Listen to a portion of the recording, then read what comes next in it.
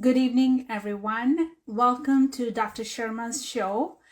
This is the show where we discuss about health and wellness. And if you're looking to find some answers to your related to your health, then you are at right place.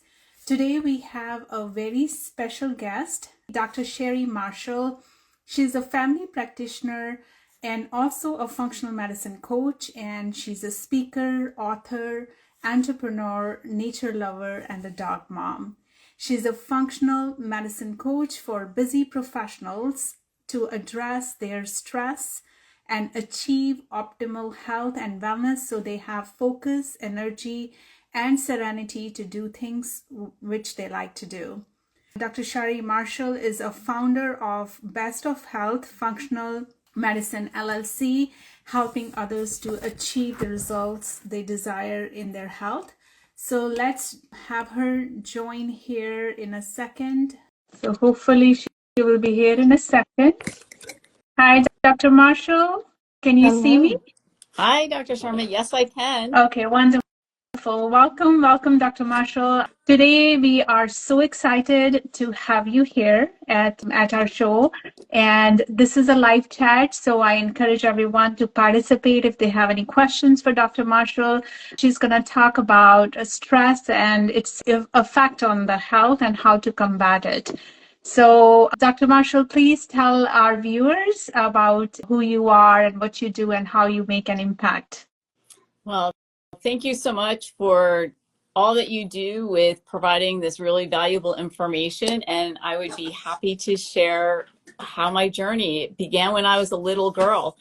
My dad came home from the doctor one day and sat us down at the family table and said that his doctor told him he was going to die of a heart attack or stroke if he didn't do something different with his lifestyle. So our whole family decided to support, well, I should say my parents, and we agreed to help support him in these changes. So we changed the way we ate, we changed the way we exercised, and that was all really new information for me. That was not provided in the school, system at the time, and that was really an inspiration for my going on to become a dietitian.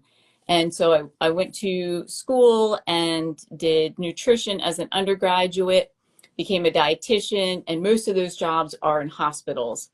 And I was working in a hospital, and one of the patients who I went to go see, when I went in and introduced myself, he said, "I don't care if I eat fried chicken." And I was like, introverted me was like, "Don't yell at me," in my head. Of course, I didn't say anything out loud. Isn't But that the next words were, 90% of our patients? well, yes. And the next words he said were, "Am I going to live until tomorrow?" And it really almost broke my heart then for him, because it really brought home to me at that time, most of our nutrition information was provided after people had heart attacks, after they had strokes. And I have such a passion for prevention. The whole point is, we want to help people live their life to their fullest, and not after they've had, some things are irreversible. We can always help, but some things we can't reverse. So that really inspired me to really want to focus on prevention. And what had been so instrumental in my family had been the family physician. And so I then decided to go to medical school, and I became a family practice physician. And during that process, I was, eating clean, exercising, and then I started my own health journey. And that included a lot of chronic tension and neck aches and headaches. And I just knew that, I wasn't having a deficiency of acetaminophen or ibuprofen, and there was better ways. The body wants to heal. And I had great confidence in that. And that's when my holistic health journey kind of began. And I, have explored different things. And that's how I came up through functional medicine, getting to the root cause. That really turned my health around. I truly believe that's the way forward in health. And that can really help, everyone. It can really help everyone. Right. And I think you and me are those unicorns in this field who are looking for answers outside the conventional medicine. So, being a nephrologist for more than 15 years, I have seen those patients deteriorating, declining in their health over the period of time. And the modern medicine does not have answers for the root cause of the problem. And that's when I started looking for those answers. So thank you for sharing that story. It resonates with what we are doing. I'm doing personally in my life, having my family members gone through the dialysis part. And it's sad that, sometimes people don't realize that the best investment they can make is in their own health in early on, preventing to get those diseases. So I actually like the term optimization of health than the prevention, because prevention Absolutely. is, again, you're focusing on the disease part. So having optimization of health is like you're walking that journey of health before you get sick, and you're not thinking about the disease in your mind. So you mentioned about the migraine. So could you share with us, like, how did you get healed in functional medicine? What did you do differently from other doctors, which they couldn't provide those answers to you? So, in a lot of thinking about eating or being healthy, a lot of us think about food and nutrition, which is absolutely 100% foundational, and exercise. I was already doing these things. And what was really different is I then realized that through having a family practice and family and spouse and helping with homework and doing the laundry and cooking dinner and everything else, I had forgotten to take care of me. Really, along of it, I think sometimes a lot of people end up giving and getting so busy in what they're doing and helping and doing what they, you know, feel that they're We are on autopilot, right? we're on autopilot and 110%, and the body can do that for sometimes quite a while, but then it starts whispering and then Yeah. it starts yelling, and I think I didn't listen till it was yelling. So I think part of what I really want to encourage people to do and invite them to do is listen to the whispers, because stress, we can address it when it's small, and if we don't listen, it does start screaming at us. Right. Um, So what inspired your deeper focus on stress and its role in health? Was it your well, personal journey or something else? I will in identifying stress, and I have since really realized that stress and sleep, I perceive them, they spot all of these things, spiral up or they're spiraling down. So, for example, with stress and sleep, if you're stressed, you're not sleeping that well. If you're not sleeping that Mhm. well, that's contributing to the stress. But if we can sleep well, that can help so many different areas of our life, every single area of our life, probably. And then we can really spiral up. So, I had been designating a time to sleep. But what I have learned through the functional medicine is quality of sleep is so, so important. One of the things I started doing in addressing sleep is working with a sleep tracker. And the first time I wore the sleep tracker, I had 5 minutes of deep sleep. So this is our Wow. restorative sleep. This is where the human growth hormone gets released. And so much of the physical healing is happening. And, I'm not even sure that 5 minutes, like, does 5 minutes do anything? And last night was an hour and 20 minutes. So doing these lifestyle changes can really make dramatic changes in these things. So helping with sleep helps with stress. And there's other things, helping align with the circadian rhythm. Worked on some other things around stress, that supporting this parasympathetic nervous system, things that help with that rest and digest, because that's where healing takes place. And sleep was a really huge foundational part of that. So when you say stress, like, how do you tell a person that they are under stress? Like, are there any signs and symptoms they should be looking for? Like, how do you define stress? Yes. So that's really great. So there are different kinds of stress. There are short stressors or acute stressors. There's chronic stress. And in this situation, I'm talking about the chronic stress. This then can lead to chronic health problems. So may I go into a little bit with the stress response in the body, and then that kind of feeds into Yeah. how our, symptoms of it. So stress can be physical, say after a car accident, there can be a long recovery period. It can be emotional stress. That could be a family member feeling ill. It could be stress at work. It could be metabolic stress, such as elevated sugar levels. All of these different types of stress still funnel into a network of hormones called for short, is called the HPA axis, and that stands for the hypothalamic pituitary axis. So these hormones in the stress lead to the adrenal glands, the little glands above the kidneys, to release cortisol. And then that cortisol, all these things in combination release sugar to provide our body energy, because it's, doing that fight or flight response, that sympathetic response. And, historically we'd use this energy, say, to run away from a bear, but now that we spend most of our time sitting, even that the sugar that's released now actually contributes to metabolic stress. And then it's this feedback system, the increased sugar leads to metabolic stress. Worsening metabolic stress can lead to increased blood sugar, as an example. And so this is part of sympathetic dominance. So in some of those, and you asked about some signs. So in some of those things, we're as the blood is going to the muscles, there's less going to the digestive tract. So people may have constipation. There may be even less. People can have difficulty concentrating.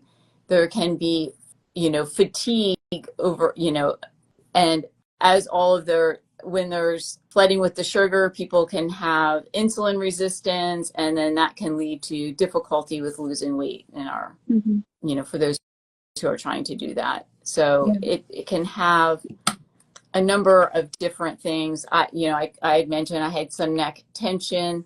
When you think of it, people can have a fast heart rate, fast respirations, elevated blood pressure.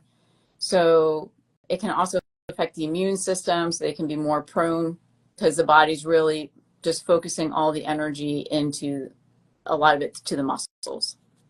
Right. So in functional medicine, like these days, we are focusing more on vagus nerve activation, right? So that's the longest nerve which connects the brainstem to most of the vital organs. So what it does is it shifts your state from sympathetic state, which is a stress state, to parasympathetic, which is more relaxed and recovery state, right? And these days, we have seen like American lifestyle is all like on autopilot. We are rushing. The first thing we do in the morning is, reach out to our phone and look at our phone. So we are inviting the entire world to be in our bedroom, going through, scrolling through the internet. It's another stress form. So this is a modern life stress. As you mentioned, the older age we had, like a long time ago, it's a bear. We have a threat from animals out in the forest, and now we have threat from internet. So, yes. And then blue light is adding to it. We are watching the news, it's adding to it. So our environment is all full of stress these days. And I think, as you very well mentioned about these signs, when you have increased heart rate, when you are having a mental, maybe brain fog, some headaches, and you're not digesting properly, you have digestive issues. So all those are indicative of stress. So those are the physical signs you look for in the patients who are coming to you. Are there any lab testing you're doing to verify about the stressors in their life, or to pinpoint what should be changed to help them?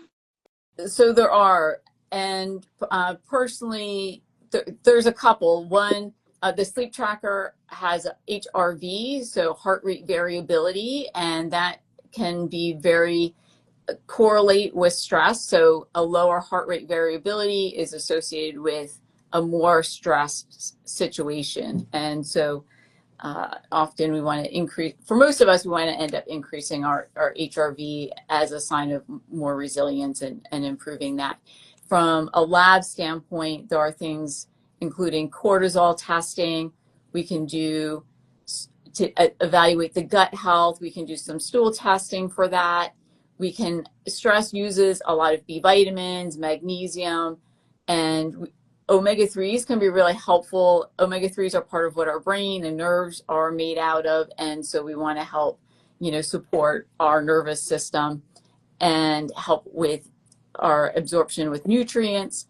And we can also do hormone panels as well that can assess thyroid and, any sex hormone balances as well, because that can all get affected by the stress. Yeah, so the stress has like the whole impact on the body, the hormonal imbalances, the gut health is affected.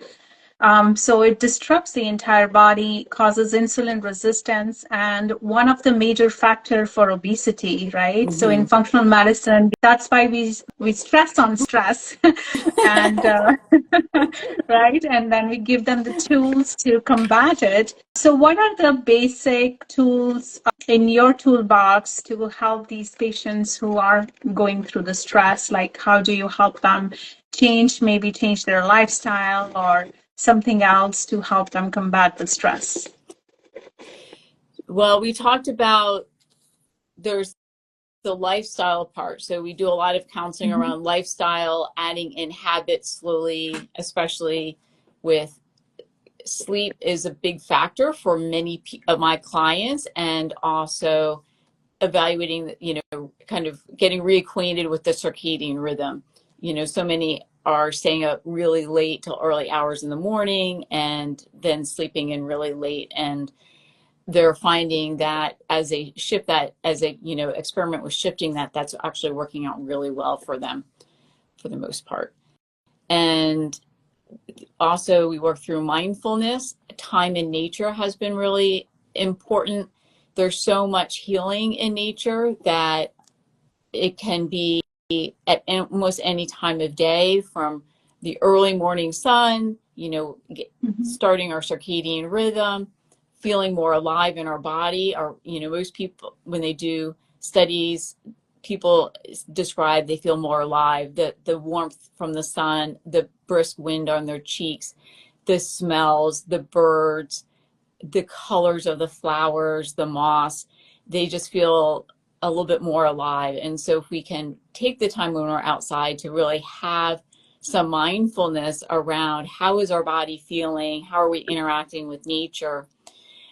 There's something in nature with called fractals, which are patterns, and it's something that helps our body feel more calm, and it provides a sense, it's felt that it helps provide a sense of just connection with nature and being part of something bigger. And fractals are patterns. And so one of the most simple is a branching pattern. If you look at a leaf, the veins are a branching pattern. If you look at the bigger veins, it's a branching pattern. The whole tree is a branching pattern.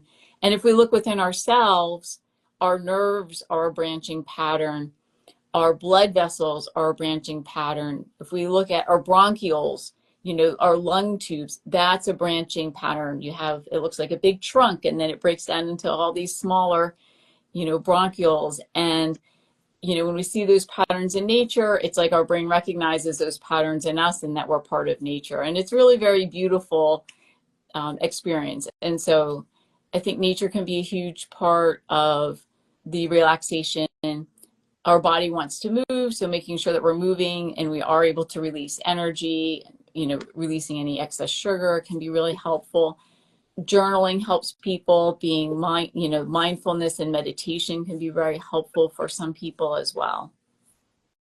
I've never heard anybody put that so beautifully about being a part of nature. So thank you for sharing that. It was so beautiful.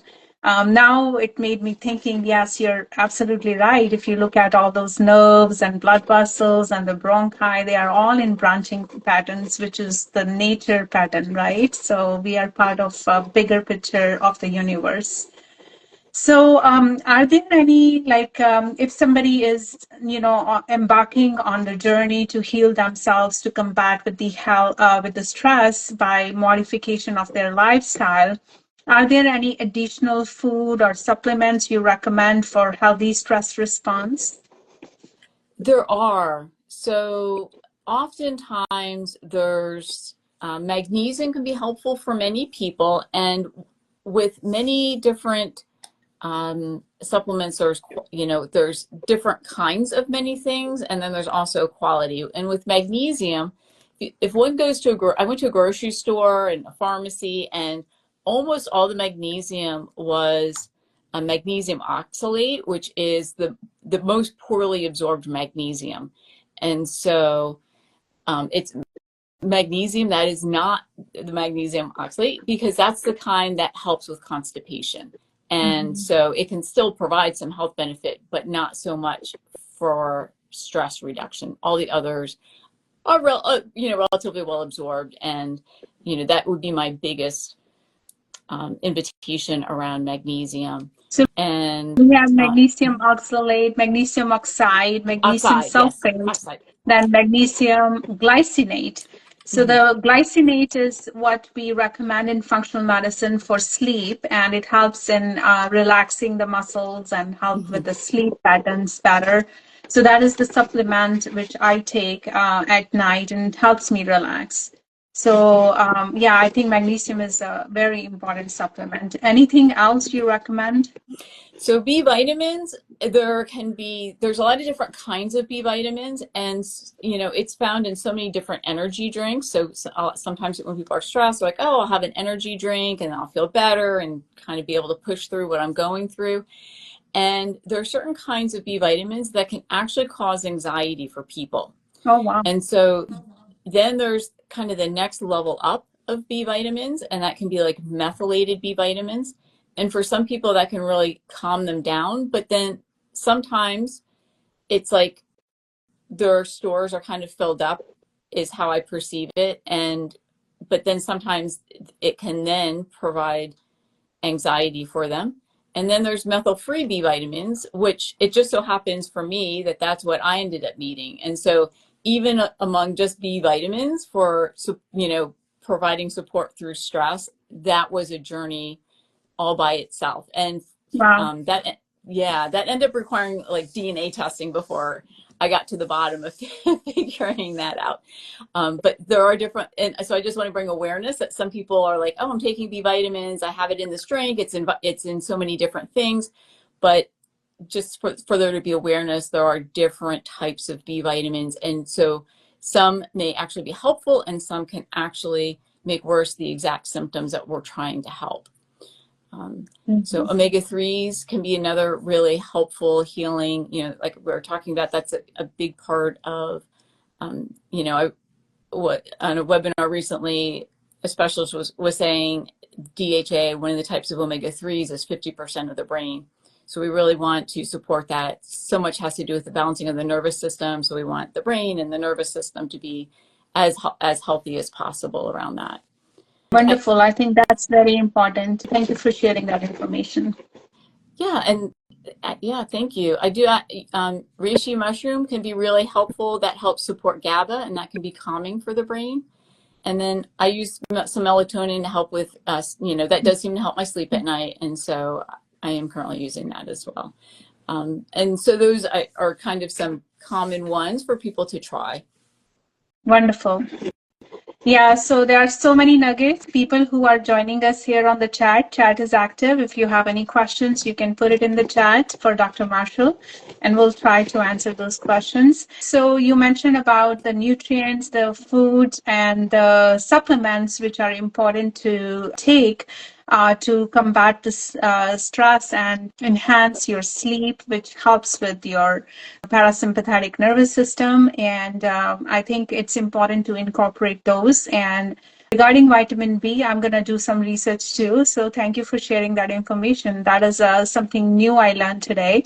So you might need like a gene testing to find out what kind of right vitamins are for you, because everybody react differently to different vitamins and different food. And genomics is a big part of our practice too. So we look at the genes, and nowadays it's getting more popular regarding the gene expression, epigenetics, and all that. So it's an interesting field to look at. So Dr. Marshall, thank you so much for all the nuggets you provided today. How our viewers can reach you?